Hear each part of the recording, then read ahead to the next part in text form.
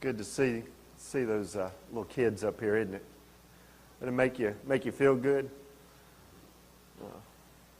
Well, as they're making their way to the nursery or to their seats, let us pray.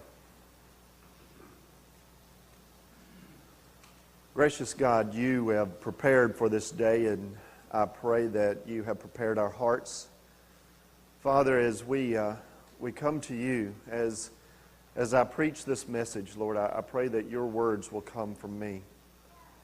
I pray, Lord, that you would empty me like a vessel and fill me full of your Spirit so that everything I say today, as I read from your holy word, as I speak the words that I believe you have given to me, may they be what is needed for each and every one of us, starting with myself. May we all be transformed. May we hear. May our hearts be changed where needed. May we be comforted where needed. And may we all give what we have today in our worship to you. In Jesus' holy and precious name, amen. All right, a widow's needs are met. That's today's sermon. It comes from 1 Kings chapter 17. Now, let me just introduce you to a few characters before we get into the reading. Number one is Elijah. Elijah comes onto the scene kind of out of nowhere. In chapter 17, he just pops up. Says he's there. And Elijah is a prophet. He's really the first real miracle worker there's been since Moses. And he's brought onto the scene by God to go to a particular king, the second character, King Ahab. King Ahab is considered by the book of Kings, 1 Kings, as being the most wicked king that there was. And the reason being was he promoted more than anybody else, he promoted the worship of Canaanite gods like Baal. Okay? Not only that, he intermarried into a pagan princess called by the name of, I'll give you a star if you can tell me Ahab's wife's name. Jezebel. Who said that? The Bible scholar over here to my right. Yeah, we know Jezebel is not is a little surly character in the Old Testament, and we're going to talk more about Jezebel next week. But just know that she was a pagan princess that was wed to King Ahab, and she brought even more promotion of the god Baal and the prophets and so forth of Baal into the land of Israel. Israel is now in a time of disarray, both politically and spiritual. There's an upheaval because politically they've broken into two different groups. There's Judah to the south with its own king, and there is Israel to the north with its own king, and that's King Ahab. Now that we've got, and Baal is the other character. Baal is the Canaanite god. This is important to know for today. Baal is the king of water, of rain, and fertility. It's going to be important to note because we're going to talk about a drought.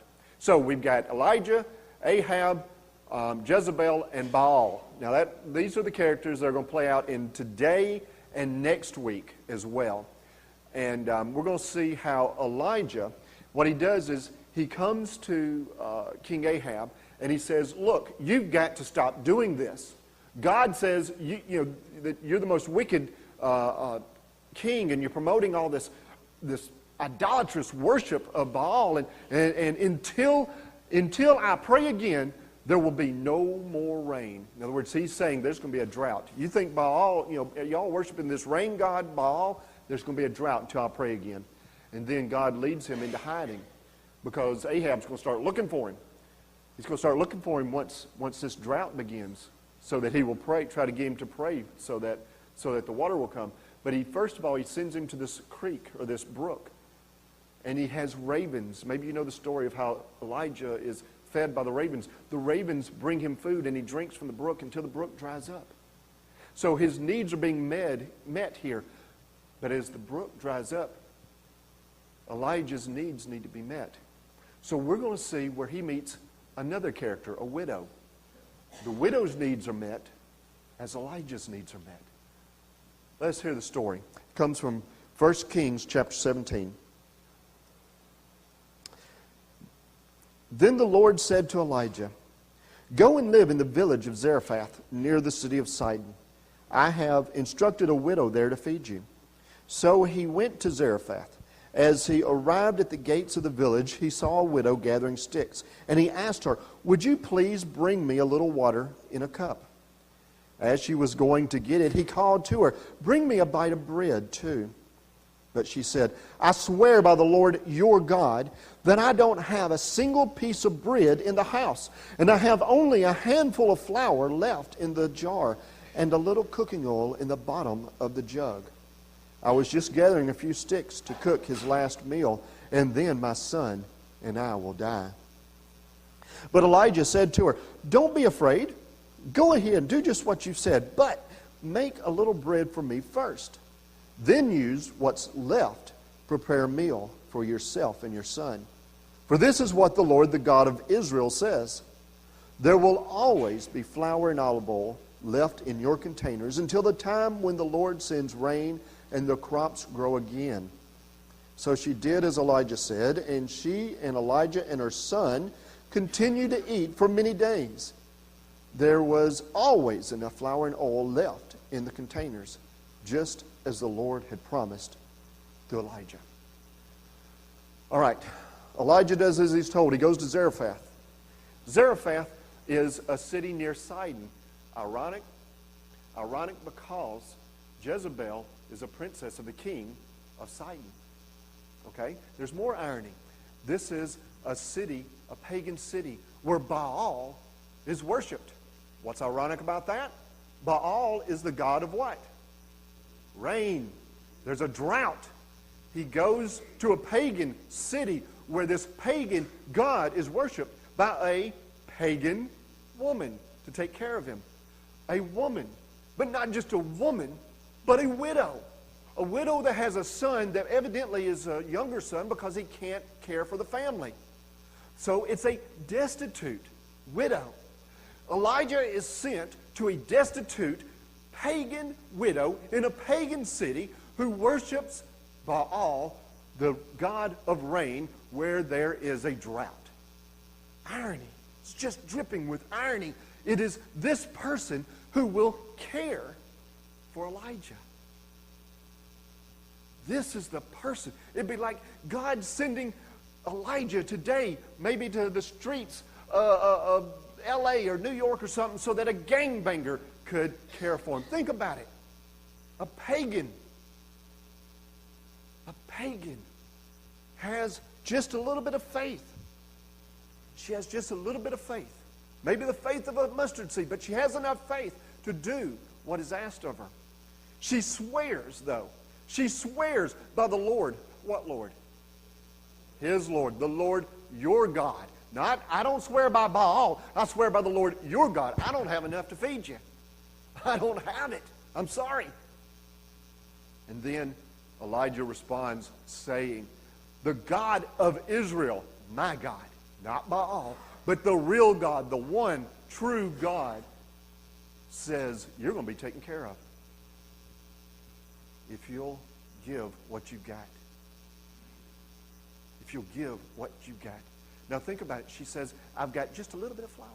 I've got just a little bit of oil. I can make a little bit of bread. I was about to go and make it so that me and my son could die. Maybe it was going to be their last meal and they're just going to starve to death. Maybe she was contemplating suicide. I don't know. But she knew that was all that she had left and that she wasn't able to provide anything else. She was a widow with a young son who couldn't care for the family. They were destitute. But he says, make me a little bread. Now, that little bit of flour probably wasn't going to make much more, if any more, than a little piece of bread. So, what did she give? She gave all she had. With that faith I was speaking of a while ago, the faith of a mustard seed.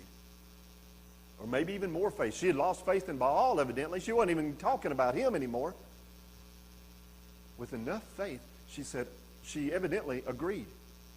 She went, and she took all she had, and she fixed bread for him. It's ironic that a pagan woman would be called upon to care for the needs of Elijah.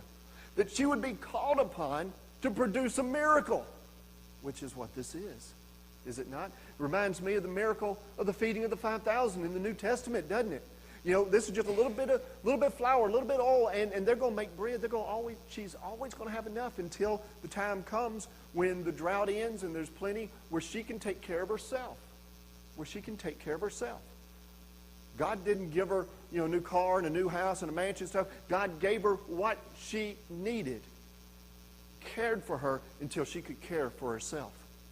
I think that's what he does for us. But you know what? It's ironic that God would use a pagan woman, a destitute woman, to care for the needs of Elijah. She performed a miracle when oftentimes we as Christians ourselves think we can't be used in a miracle.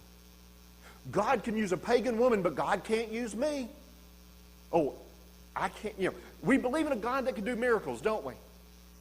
But I can't speak to people, can I? I can't preach. I can't teach.